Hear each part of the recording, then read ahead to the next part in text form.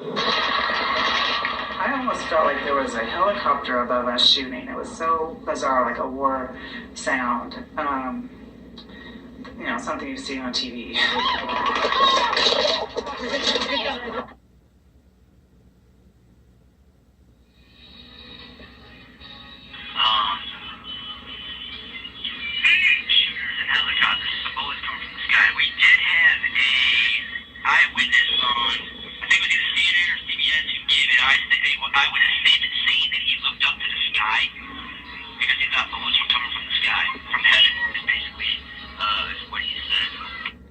While I was putting this video together, I started thinking about the helicopter sound and the possibility of a helicopter sniper and how easy it would be to do serious damage and get away with it. It's a possibility that it could account for the near and far gunfire.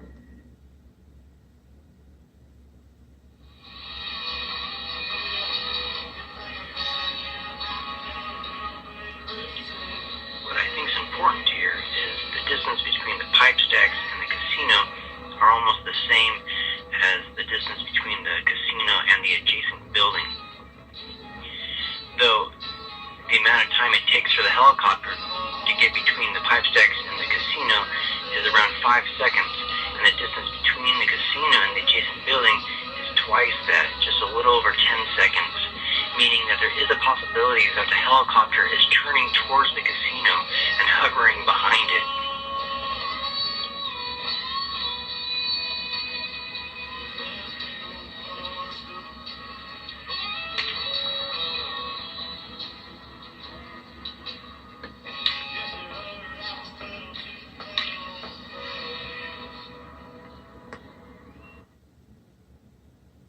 Now, I think it's really worth mentioning here, the cameraman is wearing a GoPro on his cowboy hat. You can see here his shadow on the audience as the shots begin.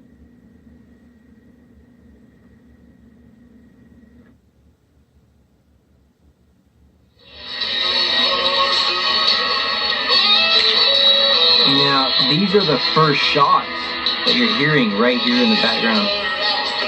You won't find this on local television. What they always show is the singer singing and running off stage. Now notice the cameraman's shadow. He's wearing a GoPro. This is important because that means that everyone's expressions and their behavior is genuine. You can see him adjusting his hat there. Nobody knows he's filming. This is also why later this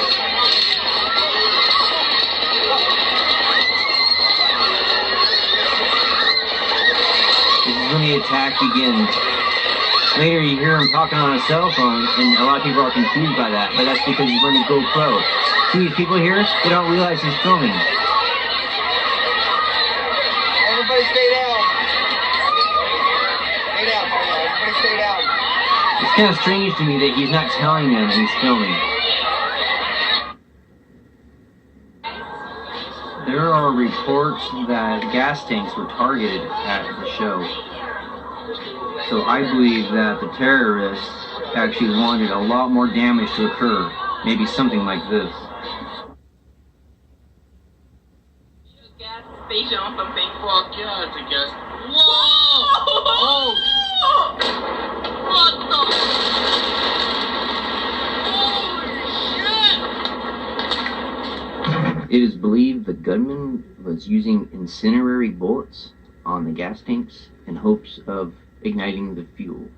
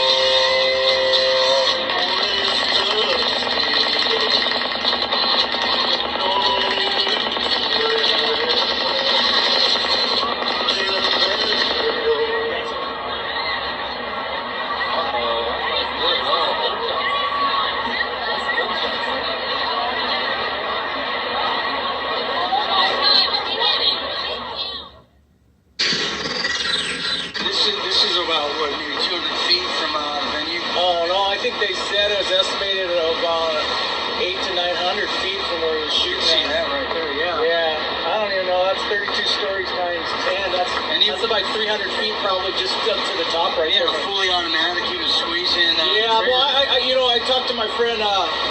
He works for Metro, and he was a Marine for 16 years, and like he says, usually when you pull the trigger, it's a burst. You just let so many shots and stop because you only have so many clip. Yeah. But they said that guy had his finger on it the whole time, which leads people to believe he had no experience with shooting guns like that because he was just emptying the clip on one trigger. Right. You know, he wasn't shooting and aiming and shooting and aiming. He was just bursting it.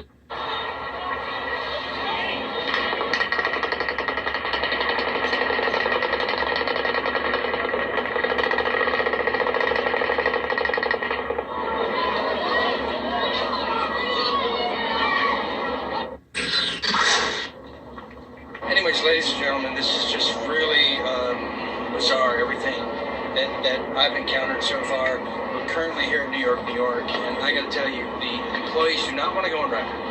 But I'll tell you what they told me is an hour after the shooting at Mandalay Bay, across the right here, okay, there was another active shooter right here in the hotel. They're not allowed to comment on it. Their SWAT team throughout the whole casino in New York.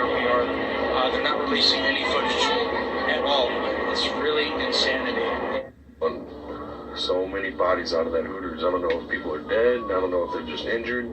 At first, there were 6 ambulances that could be seen parked in front of Hooters. By the time you get to the 5-minute mark, you can count 16 ambulances parked in a line with more speeding by. Now, I've compressed some of the time of this video here to give you a partial time lapse of the activity below. This is the MGM Grand from around their perspective. Here's Hooters, and way over here is the event area with Mandalay Bay even further to the southwest. Now, I understand that police had certain areas blocked off, but why in the hell were they parked in front of Hooters this far away, and why were bodies being taken from inside Hooters? Why do we not see people flooding this parking lot right here, traveling north from the venue, or emergency personnel running south up this parking lot to the concert grounds to take care of the injured?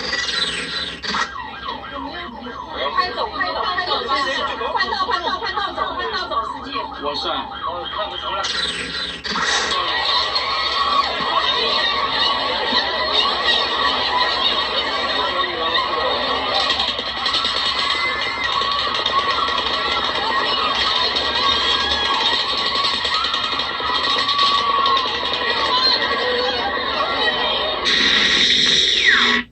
Concert goers 45 minutes beforehand. Witness test says a couple came up and were warning people, you're all going to die.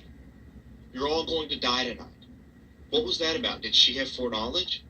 What were Paddock's full connections to Lockheed Martin Marietta, the military-industrial complex?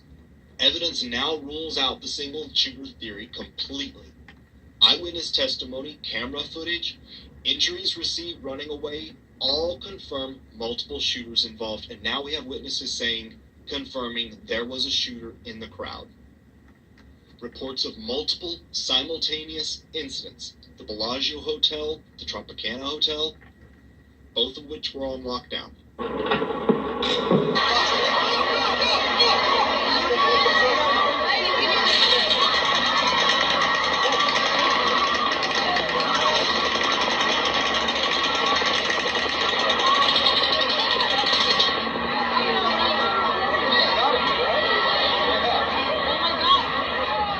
Consider also that while this is going on in front of the Great Illuminati Pyramid and Sphinx at the Luxor Hotel, some windows were also shot out at the Bellagio. Here's Mandalay Bay, and right over here is the Bellagio.